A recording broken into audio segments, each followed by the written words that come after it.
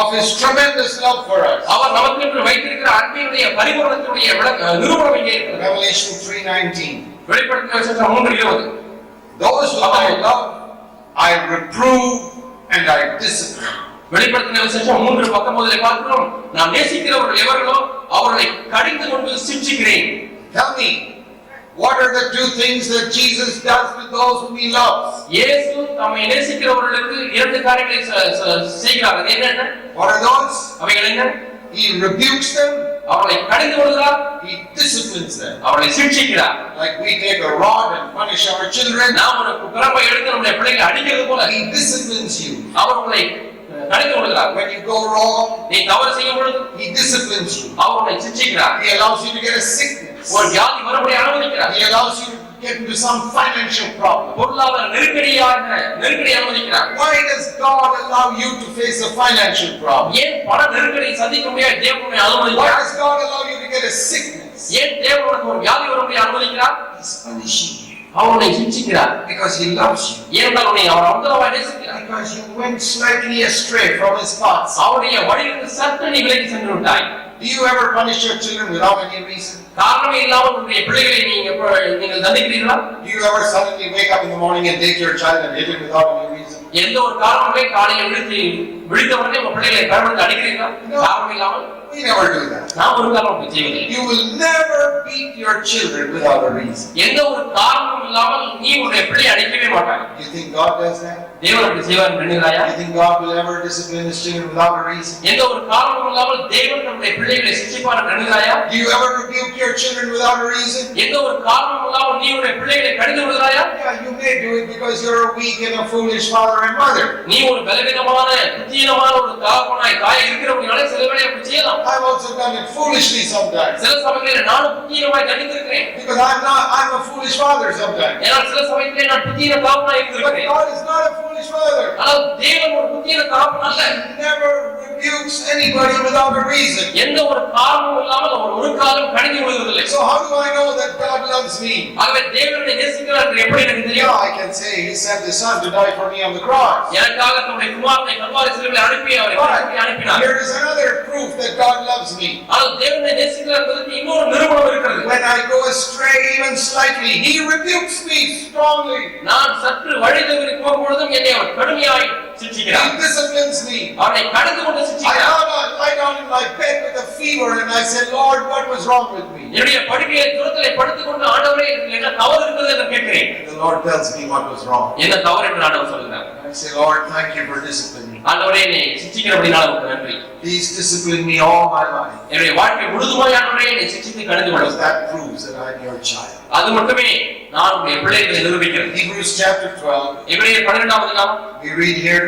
இங்கே வாசிக்கிறோம். Verse 7. 7ஆம் வசனம். Verse 6 verse. முதலாவது 6ஆம் வசனத்தை வாசிக்கிறோம். Those whom the Lord loves, he disciplines. கர்த்தர் எவனிடத்தில் அன்பு கூறுகிறாரோ அவனை அவர் சிட்சிக்கிறார். Listen. கவனித்து கேளுங்கள். We have heard a message that those whom the Lord loves, he gives so many blessings. இதுவரை நாம் கேட்டிருக்கிறோம் எப்படி என்றால் இயேசு தம்மை நேசிக்கிறவர் யாருக்கு அன்பு கூறுகிறாரோ அவருக்கு நிறைய ஆசீர்வாதம் கொடுக்கிறார் என்று கேட்டிருக்கிறோம். That is also true. அதுவும் உண்மைதான். We love our children and we give them many gifts. நாம் நம்முடைய பிள்ளைகளை நேசிக்கிறோம், அநேக வரங்களையும் பொருட்களையும். I'm not saying that's wrong. அது தவறு என்று நான் சொல்லவில்லை. That is correct. அது சரிதான். God blesses his children in hundreds of ways. 100 விதமான வழிகளிலே தேவன் தம்முடைய பிள்ளைகளை ஆசீர்வதிக்கிறார். But here is another way that we know God loves us. தேவன் நம்மை நேசிக்கிறார் என்பதை அறிந்துவதற்கு இன்னொரு வழி இங்கே இருக்கிறது. Read your word, scripture. உங்களுடைய பைபிளை Those whom the Lord loves, he disciplines. கர்த்தர் எவனிடத்திலே அன்பு கூறுகிறாரோ அவனை அவர் சிட்சிக்கிறார். God is a good God. தேவன் நல்ல தேவன். And one proof of that is this, that when I go wrong, he disciplines. நான் தவறு செய்யும் பொழுது என்னை அவர் சிட்சிக்கிறார், ஒழுங்குபடுத்துகிறார் என்பது அதனுடைய நிரூபணம். If you are experiencing something of that discipline right now, remember God loves you. That's why he's disciplining. இந்த நேரத்திலே நீ ஏதாவது ஒரு சிட்சையை அனுபவித்துக் கொண்டிருக்கிறாய் என்று சொன்னால் தேவன் உன்னை அதிகமாக நேசிக்கிறார் என்பதுதான் நம்முடைய பொருள். Don't get angry with God. தேவனிடத்திலே கோபப்பட வேண்டாம். When you punish your child, he may get a bit angry with you. உன்னுடைய பிள்ளையை நீ தண்டிக்கும் பொழுது உன்னுடைய பிள்ளை உன் மீது கோபப்படலாம். But why do you punish your child? ஆனால் நீ உன்னுடைய குழந்தையை Because தண்டிக்கிறாய். you love him. ஏனென்றால் நீ அவனை நேசிக்கிறாய். It says here, இங்கே சொல்லப்பட்டிருக்கிறது verse 5, 5ஆம் வசனம். my son என் மகனே or my daughter, என் மகளே don't regard lightly the discipline of the Lord. கர்த்தருடைய சிட்சையை அற்பமாக எண்ணாதே. And when he rebukes you, don't get discouraged and give up. அவரால் கடிந்து கொள்ளப்படும் போது சோர்ந்து போகாதே. Listen to this. கவனித்து கேள். If the Lord disciplines you, my son, my daughter, don't treat it lightly. என் மகனே கர்த்தருடைய சிட்சை அதை அற்பமாக எண்ண வேண்டாம். And when he rebukes you, don't get discouraged. அவரை கடிந்து கொள்ளும் பொழுது சோர்ந்து மட்டும் போகாதே. I am so happy when the Lord rebukes me. என்னை தேவன் கடிந்து கொள்ளும் பொழுது நான் சந்தோஷப்படுகிறேன். Because he's correcting me from a wrong path. ஏனால் தவறான பாதையில் போவதிலிருந்து அவர் என்னை தடுத்து நல்ல பாதையில் நடத்துகிறார். Supposing your child is walking into a busy road, almost about to be run over by a car. உங்களுடைய பிள்ளை ரோட்டிலே நடுரோட்டில் நடந்து கொண்டே போய்கொண்டிருக்கிறது. வேகமாக ஒரு கார் வந்து மோத போகிறது. Okay, pull it back quickly. நீங்க உடனடியாக குழந்தைய கையை பிடிச்சு இழுக்க மாட்டாயா? That's how God pulls us back. அப்படிதான் தேவன் நம்மை ஆபத்திலிருந்து பிடித்து இழுக்கிறார். He rebukes you. அவர் உன்னை கடிந்து கொள்கிறார். Corrects you. சிட்சிக்கிறார். To save you from danger. ஆபத்திலிருந்து உன்னை பாதுகாக்கும்படியாக அப்படி செய்கிறார். Why do you pull your child back from the road when the car is coming? Car வேகமாக வரும்பொழுது ஏன் உன்னை குழந்தையை பிடித்து சரக்கு இழுக்கிறாய்? You love your child. உன்னுடைய குழந்தையை நேசிக்கிறார். God also disciplines you and punishes you and rebukes you because he loves you. தேவன் உன்னை நேசிக்கிறபடினாலே உன்னை கடிந்து கொள்கிறார், உன்னை சிட்சிக்கிறார், உன்னை தண்டிக்கிறார். It says in verse 7. 7ஆம் வசனத்திலே சொல்லப்படுகிறது. God deals with you as with sons. தேவன் உங்களை புத்திரராக எண்ணி For நடத்துகிறார். what son is there whom his father does not discipline? தகப்பன் சிட்சியாத ஏதாவது ஒரு புத்திரன் உண்டோ? And now listen to this. இப்பொழுது இதை கேள். If you are without discipline, உனக்கு சிட்சை கிடையாது என்றால் then you are not really a child of God. You are an illegitimate child. நீ உண்மையாலுமே தேவனுடைய புத்திரர் இல்லை, நீ வேசியின் பிள்ளையா இருக்கிறாய். Are you the child of our heart? நீ ஒரு வேசியின் பிள்ளையா? Then God won't punish you. அப்படி இருந்தால் தேவன் உன்னை தண்டிக்க மாட்டார். God. நீ தேவனுடைய பிள்ளை இல்லை என்பதற்கு Because it says here, which son is there, verse 7, whom his father does not discipline? ஏனென்றால் 7ஆம் வசனத்தில் தகப்பன் சிட்சியாத ஏதாவது ஒரு புத்திரன் இருக்கிறானா? No. இல்லை. I discipline all my sons because I love them. என்னுடைய பிள்ளைகளை எல்லாம் நான் நேசிப்பதனாலே அவர்கள் எல்லாரையும் நான் தண்டித்திருக்கிறேன். I thank God I have a father in heaven who disciplines me when I go wrong. நான் தவறு செய்யும் பொழுது என்னை கண்டித்து திருத்துகிற ஒரு தகப்பன் எனக்கு இருக்கிறார். ஆகவே நான் அவருக்கு And I நன்றியுள்ளவனாக have இருக்கிறேன். prayed with all my heart. என் முழு இதயத்தோடு ஜெபித்திருக்கிறேன். Lord, please keep on doing that till the end of my life. ஆண்டவரே, என்னுடைய வாழ்க்கை முடிவு வரைக்கும் இதை செய்து கொண்டே இரு. I don't even want to go slightly wrong. ஏனால் சற்றேனும் நான் தவறாய் வழிதவறி செல்ல விரும்பவில்லை. You pray that prayer. நீ இந்த ஜெபத்தை செய்வாயாக.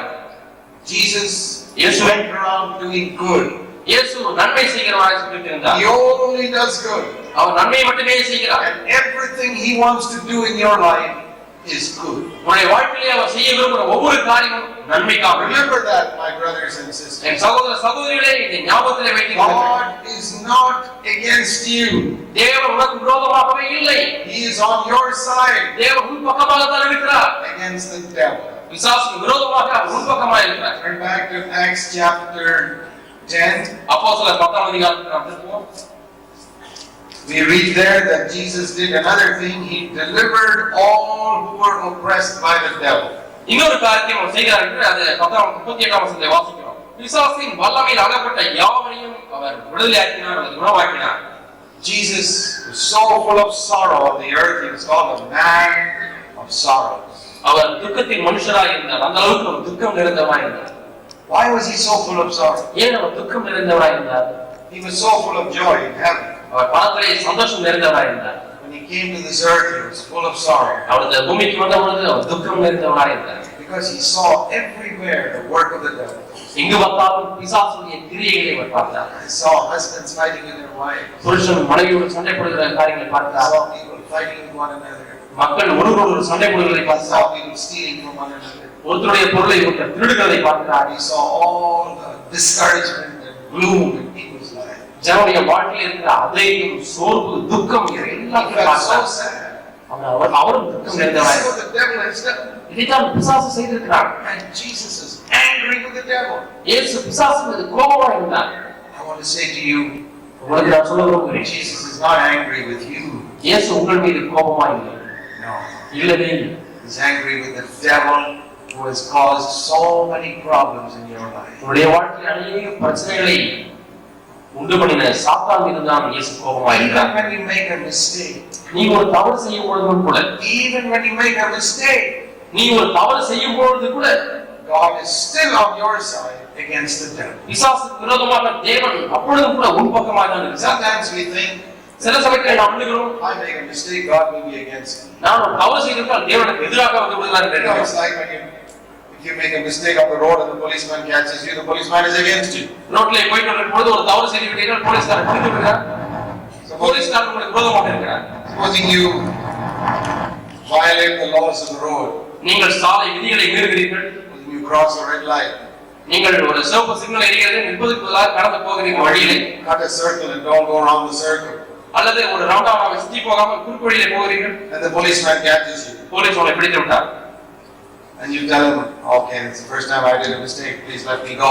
தெரியாம இதாங்க நான் முதல் தடவை செஞ்சுட்டேன் இந்த பாவத்தை, இந்த தப்பை என்னை ஜெயிச்சது விட்டுங்க நீங்க கேக்குறீங்க. He will not let you. போலீஸ்காரர் விட மாட்டார். He's against you. உனக்கு விரோதமா இருக்கிறார். But God is not like that. ஆனால் தேவன் அப்படிப்பட்டவர் அல்ல. God's not like a policeman. தேவன் போலீஸ்காரரை போல இல்லை. Did you know that? உனக்கு தெரியுமா? God is not like a policeman, just waiting to catch you. எப்படா யாரையா பிடிக்கலாம் என்று சொல்லி அவர் போலீஸ்காரரை போல காத்துக் கொண்டிருக்கிறார் அல்ல. He's a father. அவர் நல்ல தகப்பன். He's on your side against the devil. பிசாசுக்கு விரோதமாக அவர் உன் பக்கமாய் தான் இருக்கிறார். Even if you're a bad boy or girl, நீ ஒரு கெட்ட பையனாய் கெட்ட பிள்ளையா இருந்தாலும் கூட, God is still on your side against the devil. அப்பொழுதும் கூட தேவன் பிசாசுக்கு விரோதமாய் உங்கள் பக்கத்தான் வந்து You இருக்கிறார். must never doubt that. ஒரு காலம் நீ சந்தேகிக்கவே கூடாது. God will never be against you on the devil's side. எப்பொழுதும் ஒருபோதும் தேவன் பிசாசின் பக்கம் சேர்ந்து கொண்டு உங்களுக்கு எதிராக இருக்கவே Let மாட்டார். me give you an example. ஒரு உதாரணத்தை உங்களுக்கு சொல்லுவேன். Please listen carefully. கவனித்து கேளுங்க. Supposing you've got a very, very naughty 12-year-old son in your house. உங்க வீட்டுல ஒரு 12 வயசு பையன் இருக்கான், ரொம்ப குறும்புக்கார பையன், All the time causing you problems in your house. எப்ப வந்தாலும் சேட்டை பண்ணிக்கொண்டே இருக்கிறான், உங்களுக்கு பிரச்சனை கொடுத்துட்டே Always இருக்கான், fighting with you, shouting at you, உங்களோட சண்டை போட்டுட்டே இருக்கான், உங்களை பார்த்து சத்தம் போட்டுட்டே இருக்கான், not only disobedient. எதுக்கும் கீழ்ப்படிகிறதே கிடையாது. You have so many problems with him in your house. உங்களுடைய வீட்டிலேயே அந்த 12 வயசு பையனோட அவ்வளோ பிரச்சனைகள். And one day he shouts at you, ஒரு நாள் உங்களை பார்த்து சத்தம் போடுறான், and he goes out of the house banging the door. கதவை தப்புன திறந்து வெளியே போகிறான். Then he's outside, just outside your house, இப்பொழுது உங்க வீட்டை விட்டு வெளியே போயிட்டான். and you suddenly hear him screaming. திடீர்னு அவன் கத்துற சத்தம் கேட்கிறது காதுகளில். And you go out, நீங்க வெளியே போறீங்க, and you see him standing against a tree. அவன் ஒரு மரத்துக்கு எதிராக நிற்கிறதை பார்க்கிறேன். You see a big cobra standing in front of him. அவளுக்கு முன்பா பெரிய நாகப்பாம்பு அப்படியே படம் எடுத்து குத்துறது ரெடியா And நிக்குது. he's screaming, saying, "Mommy, help me!" அம்மா உதவி செய்யுங்க, பாம்பு இங்க வந்து நிக்குது, என்னை குத்துறதுக்கு கத்துறான். Now, who's this boy? இந்த பையன் யார்? This is this naughty, troublesome boy who has caused you problems all his life. தன்னுடைய வாழ்க்கை முழுவதுமாய் பிரச்சனை விளைவித்துக் கொண்டிருந்த நிறைய சேட்டை பண்ணுகிற குறும்புக்கார பையன். And the snake is about to bite him. இப்போது பாம்பு அவனை குத்துவதற்காக ரெடியா நிக்குது. What will you say? நீங்க என்ன சொல்கிறீர்கள்? Come on, bite him. பாம்பு நல்லா கொத்து, சேட்டை பண்றவன் கொத்து. Bite him. He deserves to be bitten. நீ கடி, நல்லா கடி, நல்லா அவனை கடிக்கணும், அதுக்கு அவன் தகுதி உள்ளவன் சொல்லி Kill him. பாம்பு நீ கடிச்சு அவனை கொண்டு. Will you do that? நீங்க அப்படி செய்வீங்களா? Even if he's a very bad boy. ரொம்ப மோசமான பையனா இருந்தாலும் சரி இல்லை. You will take a stick and hit the snake. நீங்க ஒரு பெரிய கம்பை எடுத்து இந்த பாம்பை தான் முதல்ல அடிச்சு கொல்லுவீங்க. How many of you will take the stick and hit the boy? உங்க எத்தனை பேர் பெரிய கம்பை எடுத்து பையன் தலையில ரொம்ப போடுவீங்க? Will you hit the snake or will you hit the boy? பாம்பு அடிப்பீங்களா உங்க பையன் அடிப்பீங்களா? You tell me. நீங்க சொல்லுங்க, பாம்பு அடிப்பீங்களா பையன் அடிப்பீங்க? Okay. Now supposing you are the naughty boy or naughty girl. இப்ப நீங்க தான் அந்த குறும்புக்கார பையன், சேட்டை பண்ற பையன் அல்லது சேட்டை பண்ற பொண்ணு You வச்சுக்கோங்க. have caused so many problems to God. நீங்க தேவனுக்கு நிறைய பிரச்சனை கொடுத்துட்டீங்க. And now the devil is coming to attack you. இப்ப சாத்தான் பிசாசு உங்களை தாக்க முடியாது வருகிறான், Like a snake. பாம்பை போல வருகிறான். And God comes with a stick. தேவன் ஒரு பெரிய கம்பை எடுத்து வர்றார். Who is he going to hit? Is he going to hit you or is he going to hit the devil? இப்ப அவர் உங்களை அடிக்க போறாரா பிசாசு அடிக்க போறாரா? Who? யார?